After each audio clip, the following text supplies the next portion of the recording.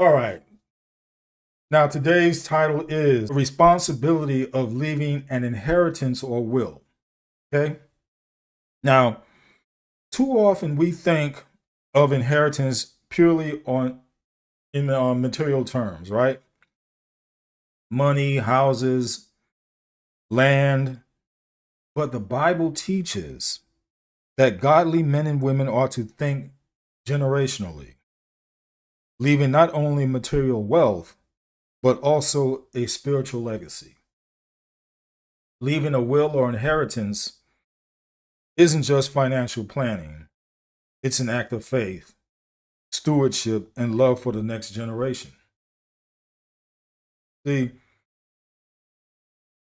um, we have a command to think generationally from the Bible. This is biblical. Proverbs 13 and 22 says, a good man leaves an inheritance to his children's children, meaning your children and your grandchildren, and the wealth of the sinner is laid up for the just. See, a good man doesn't live just for himself. The verse emphasizes children's children. We have to think beyond our lifetime. Leaving a will ensures the inheritance gets to the right place and avoids strife. Because I've seen this many times in my family. I've seen it on many times on my wife's side of the family. I've seen it in situations with friends. I've seen it in the situations in the movies, the media. It doesn't matter. So failing to plan is planning to fail. See, the legacy you leave behind speaks volumes about the wisdom you walk in. First Timothy 5:8 says, but if any provide not for his own, and especially for those of his own house, he has denied the faith and is worse than an infidel. Yes. If you don't take care of your home, if you are just looking out for yourself and you got a family, you are the lowest of the low. This is what the Bible is saying. You are the lowest of the low. Ecclesiastes 7 and 11 says, wisdom is good for an inheritance, an advantage to those who see the sun. Wisdom paired with inheritance is empowering. Don't just leave money, leave principles, structure, and purpose. See, when we use the word inheritance, automatically we think rich. Automatically we're thinking generational wealth. But here's the thing. Leave something. You don't have to be Rockefeller rich. You don't have to be Bill Gates rich. The way we have things set up these days, if you're not rich, you have insurance policies. You set up the insurance policy for situations of your demise. You leave that money behind for your family. And if you set it up real good, you can set it up to where they are, for the next generation, set pretty good. And what you want to do, have them to do, is then they proceed to do the same thing with their children, and so on and so on. So basically, that is a form of generational wealth.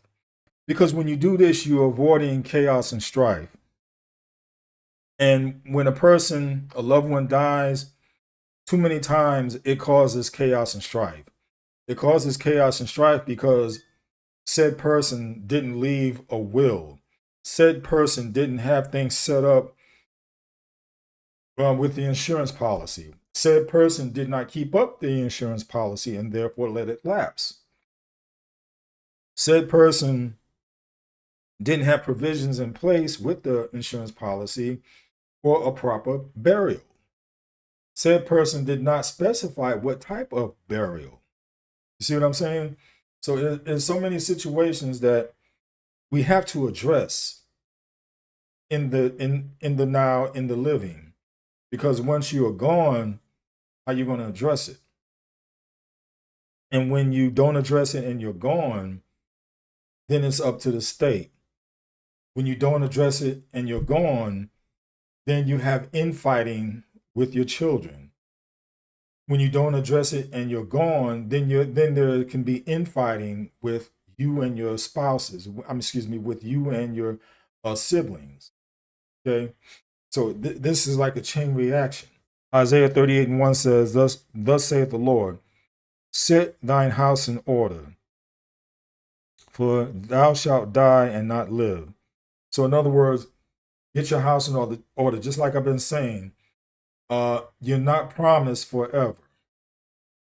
There will be that one day. Now, hopefully, as we all think and say, that one day will be for a long time from now. But at the same time, we still have to have provisions in place just in case. It could be tomorrow. It could be next week. It could be next year. And these are things that a lot of people really don't want to talk about because it's not a pleasant thing to talk about. It's not a pleasant thing to think about, but we have to talk about it. We have to talk about it.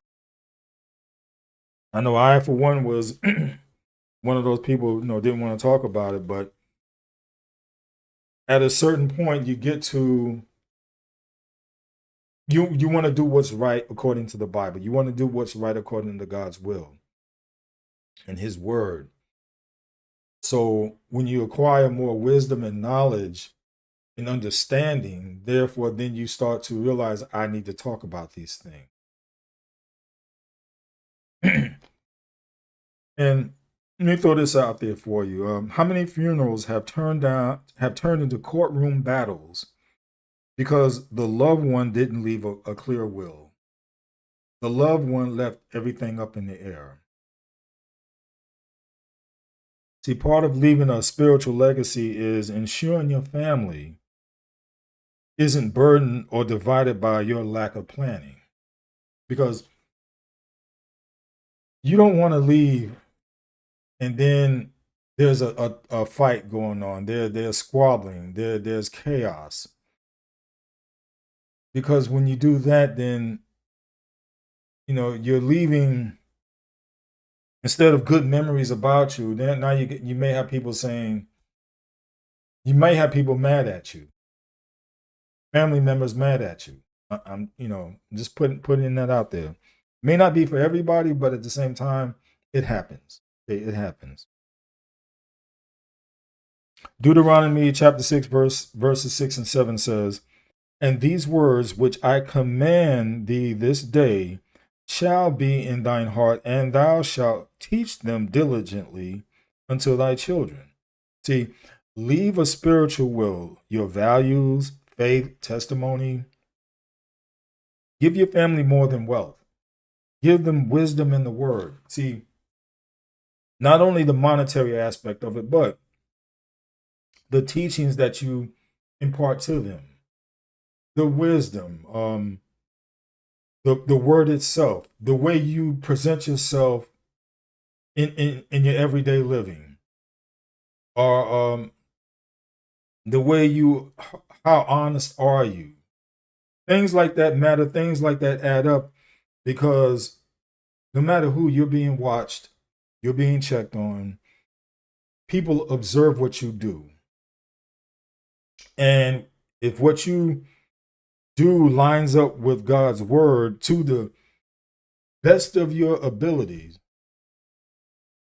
then that's something that they can grab hold of also. But if you're a conniver, schemer, liar, adulterer, fornicator, and you continuing these things, like as of right now. See, here's the thing. We can be many things, have done many things, but I'm not talking about the past. See, we can leave the past behind. What are you right now? Who are you right now?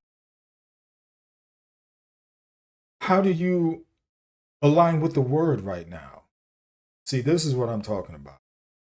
So if you're in that place where you're seeking to do God's will, then that's what you build on. And even from things that you did in the past, use that as a teaching tool. Say, I was this way, I was that way, I used to say this, I used to say that, but now I'm here and I'm all about God's will. I'm all about his ways. See, that's how we build a legacy. We teach those that come in behind us, pass on wisdom and knowledge to them in that manner. Psalm 145:4 says, "One generation shall praise your works to another, and shall declare your mighty acts." So, what are you passing down? Is it just money, or is it your faith story? Now, this part I'm gonna say real quick because I don't want to make this video too long, but I was inspired to do this when reading about Isaac and Jacob. Now, what you can do here is read Genesis chapter 25, verses 29 through 34, Genesis chapter 27, verses 1 through 29, and Romans 9, 10, Romans chapter 9, verses 10 through 13. Read those because in Genesis chapter 25 is talking about the birthright. Genesis chapter 27 is talking about the blessing. See, God is not bound by man's customs. He chooses based on his divine will and foreknowledge. In the story of Isaac, Jacob, and Esau, we see two brothers, one born first, one born favored. The world called Esau the rightful heir, but God had a plan for Jacob before he was ever born. In Genesis chapter 25, verse 34, it says, "Thus Esau despised his birthright." See, Esau was the firstborn and entitled to the birthright, a double portion of the inheritance, okay, and spiritual leadership of the family, but in a moment of weakness, he gave it up for a bowl of stew. Think about that. He gave up an inheritance. He gave up blessings over a bowl of stew because he was in the moment. He was the type of person who was in the moment. We need to be not only in the moment, but we also need to be thinking in the future, not dwelling in the future. See, here's the line here. Whereas we don't need to be worried about tomorrow.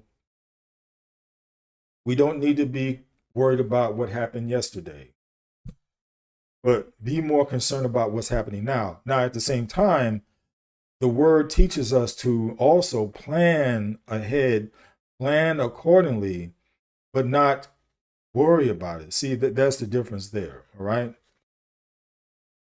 So,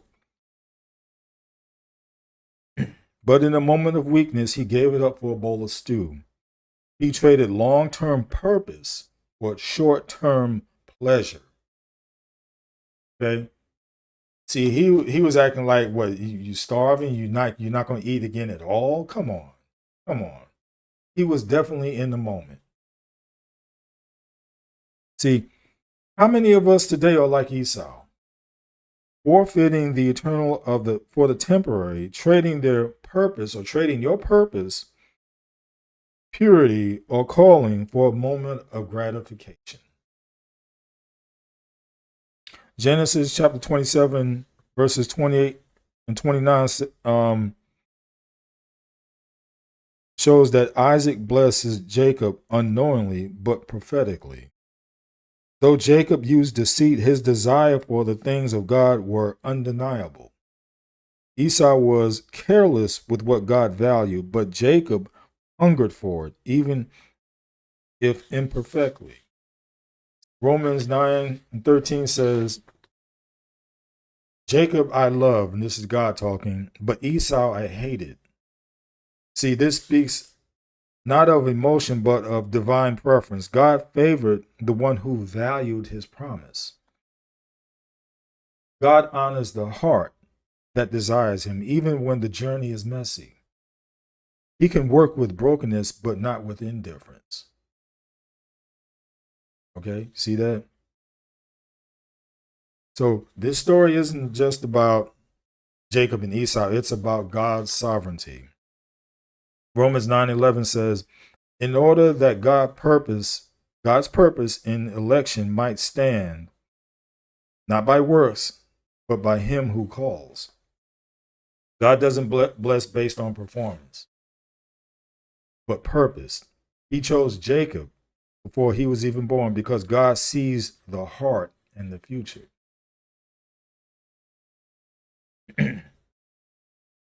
Jesus left a spiritual inheritance.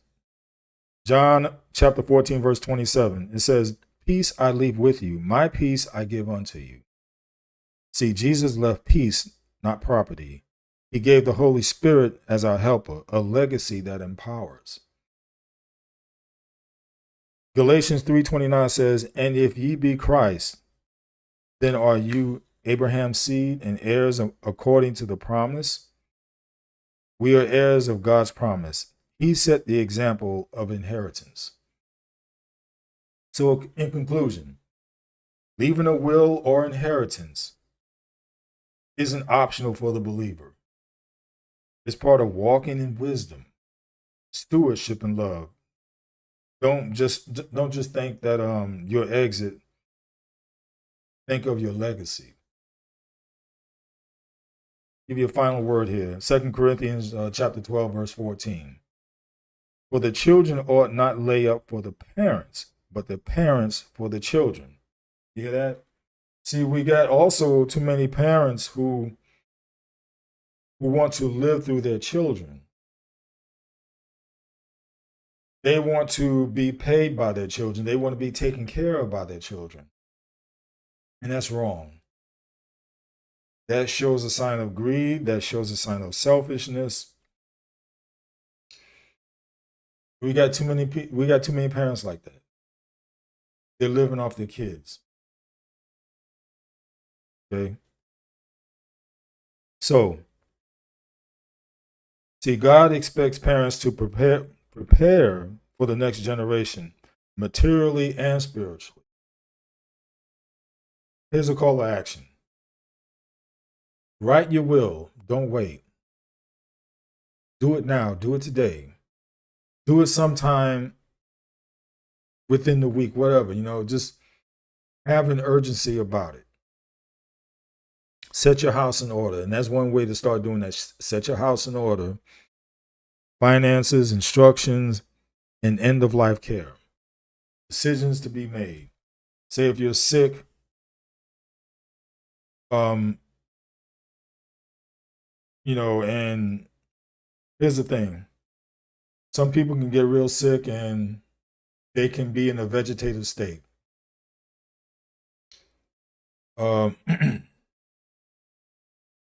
There's a do not resuscitate. You can let your family know, hey, I don't want to be going on like that. I don't want the burden of having y'all to watch over me, take care of me, while it could be years. You could just be laying up in the bed, and your body being basically being run by a machine. Those are some of the things to think about. Do you want that type of lifestyle to be living? It's something to think about. So those are the things that you would need to discuss with your family. So that's one of the ways of setting your house in order. Pass down your faith. Leave a written or recorded testimony of your walk with Christ. Write in a book about some of the things that you've gone through. Just putting it down in print. Teach your children. Teach them financial literacy, biblical values, and the importance of generational vision. So those are a call to action, the things to do now. Stop procrastinating, be proactive, okay? Be proactive because we're not promised tomorrow, even though we may act like it, but we're not promised tomorrow. So continue to renew your mind, said.